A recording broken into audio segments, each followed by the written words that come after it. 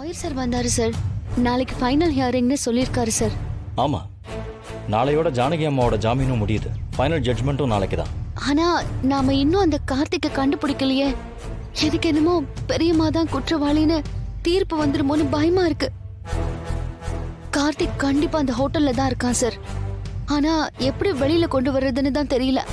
நானும் அவனை வெளியில கொண்டு வர எவ்வளவோ முயற்சி பண்ணிட்டேன், ஆனா முடியல. ப்ராப்பரான பெர்மிஷன் இல்லாம அந்த ஹோட்டலுக்குள்ளேயும் போக முடியாது. எனக்கு என்னவோ புவனேஸ்வரி அவனை வேற இடத்துல மறைச்சு வச்சிருக்காங்களோன்னு தோணுது. இல்ல சார், கண்டிப்பா அவன் அந்த ஹோட்டல்ல தான் இருக்கான், எனக்கு நல்லா தெரியும். ஆனா அவனை எப்படி வெளியில கொண்டு வர்றது? சார், எனக்கு ஒரு விஷயம் தோணுது. சொல்லுங்க. அந்த கார்த்திக் புவனேஸ்வரிக்காக தான் இதெல்லாம் பண்ணிட்டு இருக்கான்.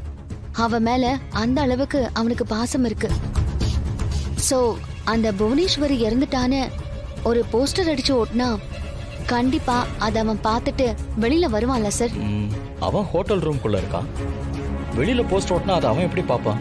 ஹோட்டல்ல அவன் ரூமுக்கு எதிரில அவன் பாக்குற மாதிரி நம்ம ஒட்டினா போதும் சார்.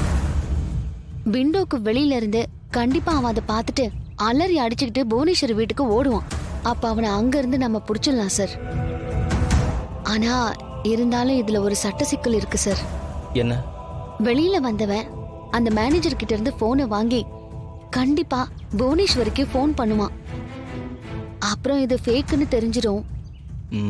அது ஒன்றும் பிரச்சனை இல்லை. எங்ககிட்ட இருக்கிற சிக்னல் ஜாமரை வச்சு ஹோட்டலுக்குள்ள ஆன் பண்ணிட்டா போதும். அங்கிருந்து யாருக்கும் எந்த காலும் போகாது, இன்கமிங்கும் வராது. இது நல்ல ஐடியா சார்.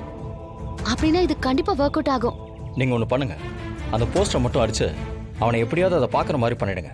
நான் புவனேஸ்வரியோட வீட்டு பக்கத்துல ஃபோர்ஸோட வெயிட் பண்றேன். அவன் வந்தான்னா அவனை பிடிச்சி கோர்ட்ல ஒப்படைச்சிடலாம். என்ன ஆனாலும் பரவாயில்ல, நாளைக்கு பெரியம்மாவுக்கு தண்டனை கிடைக்க கூடாது.